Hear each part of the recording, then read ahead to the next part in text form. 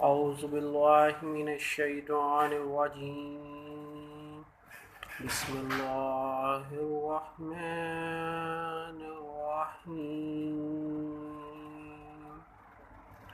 الحمد لله رب العالمين، والصلاة والسلام على سيد الأنبياء والمرسلين. السلام علیکم میرے معزز سامعین، میرا آج کا ٹاپک ابلیس اور حضرت آدم علیہ السلام کے بارے میں ہے۔ اس کے اندر ہم کچھ قرآنی آیات پڑھیں گے اور اس کی تشریح کریں گے۔ چلتے ہیں اپنے سبق کی طرف۔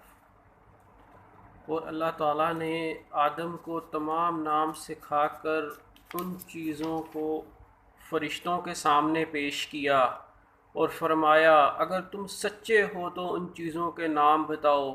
ان سب نے کہا اے اللہ تیری ذات پاک ہے، ہمیں تو صرف اتنا ہی علم ہے جتنا تو نے ہمیں سکھا رکھا ہے، پورے علم و حکمت والا تو ہی ہے۔ اللہ تعالیٰ نے حضرت آدم علیہ السلام سے فرمایا تم ان کے نام بتا دو۔ جب انہوں نے بتا دیے تو فرمایا کہ کیا میں نے تمہیں پہلے ہی نہ کہا تھا کہ زمین اور آسمانوں کا غیب میں ہی جانتا ہوں، اور میرے علم میں ہے جو تم ظاہر کر رہے ہو اور جو تم چھپاتے تھے۔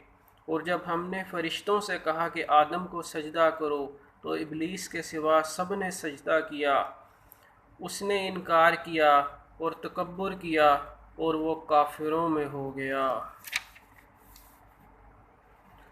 ذریت آدم فرشتوں کو کیسے علم ہوا کہ وہ فساد برپا کرے گی، اس کا اندازہ انہوں نے انسانی مخلوق سے پہلے کی مخلوق کے اعمال یا کسی اور طریقے سے کر لیا ہوگا۔ بعض نے کہا کہ اللہ تعالیٰ نے ہی بتلا دیا تھا کہ وہ ایسے کام بھی کرے گی۔ یوں وہ کلام میں حذف مانتے ہیں کہ اسما سے مراد مسمیات، اشخاص و اشیاء کے نام اور ان کے خواص و فوائد کا علم ہے جو اللہ تعالیٰ نے القاء و الہام کے ذریعے حضرت آدم علیہ السلام کو سکھلا دیا۔ پھر جب ان سے کہا گیا کہ آدم علیہ السلام ان کے نام بتاؤ تو انہوں نے فوراً سب کچھ بیان کر دیا جو فرشتے بیان نہ کر سکے۔ اس طرح اللہ تعالیٰ نے ایک تو فرشتوں پر حکمت تخلیق آدم واضح کر دی، دوسرے دنیا کا نظام چلانے کے لیے علم کی اہمیت و فضیلت بیان فرما دی۔ جب یہ حکمت و اہمیت علم فرشتوں پر واضح ہوئی تو انہوں نے اپنے قصور علم و فہم کا اعتراف کر لیا۔ فرشتوں کے اس اعتراف سے یہ بھی واضح ہوا کہ عالم الغیب صرف اللہ کی ذات ہے۔ اللہ کے برگزیدہ بندوں کو بھی اتنا علم ہوتا ہے جتنا اللہ تعالیٰ انہیں عطا فرماتا ہے۔ ابلیس نے سجدے سے انکار کیا اور رائندہ و درگاہ ہو گیا۔ ابلیس حسب صراحت قرآن جنات میں سے تھا، لیکن اللہ تعالیٰ نے اسے اعزازاً فرشتوں میں شامل کر رکھا تھا، اس لیے بحکم الہی اس کے لیے بھی سجدہ کرنا ضروری تھا، لیکن اس نے حسد اور تکبر کی بنا پر سجدہ کرنے سے انکار کیا۔ گویا حسد اور تکبر وہ گناہ ہیں جن کا ارتکاب دنیا انسانیت میں سب سے پہلے کیا گیا اور اس کا مرتکب ابلیس تھا۔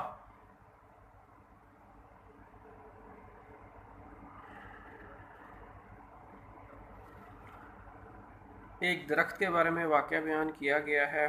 یہ درخت کس چیز کا تھا اس کی بابت قرآن و حدیث میں کوئی صراحت نہیں ہے۔ اس کو گندم کا درخت مشہور کر دیا گیا جو بے اصل بات ہے۔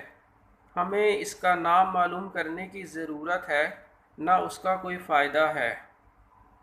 شیطان نے جنت میں داخل ہو کر روبرو انہیں بہکایا اور وسوسہ اندازی کے ذریعے سے اس کی بابت کوئی صراحت نہیں۔ تاہم یہ واضح ہے کہ جس طرح سجدے کے حکم کے وقت اس نے ایک حکم الہی کے مقابلے میں قیاس سے کام لے کر کہا کہ میں آدم سے بہتر ہوں، سجدے سے انکار کیا، اسی طرح اس موقع پر اللہ تعالیٰ کے حکم کی تعویل کر کے حضرت آدم علیہ السلام کو پھسلانے میں وہ کامیاب ہو گیا، جس کی تفصیل سورہ اعراف میں آئے گی۔ گویا حکم الہی کے مقابلے میں قیاس و نص کی دو راست کار تعویل کا ارتکاب بھی سب سے پہلے شیطان نے کیا۔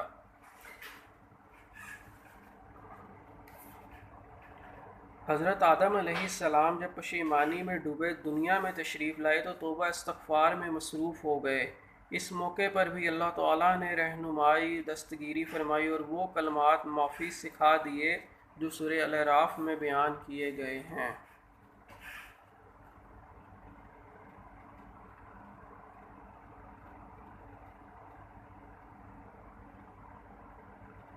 اس کے بارے میں یہی بیان کیا گیا ہے کہ کچھ ایسے واقعات ہیں جو کہ حضرت آدم علیہ السلام کے بارے میں بیان کیے گئے ہیں، جس کے اندر ان کو اللہ تعالیٰ نے منع فرمایا تھا کہ ایک درخت کے پاس نہ جانا، کہ اگر اس درخت کے پاس جاؤ گے تو اس سے تمہارا نقصان ہے، لیکن شیطان نے ان کو بہکایا ہے۔ اس کی کمپلیٹ جو تفصیل ہے وہ آپ کو انشاءاللہ سورہ الاعراف میں بیان کی جائے گی۔ جزاک اللہ۔ میں امید کرتا ہوں کہ آپ لوگ اس کو ضرور سنیں گے اور دوسروں کو شیئر کریں۔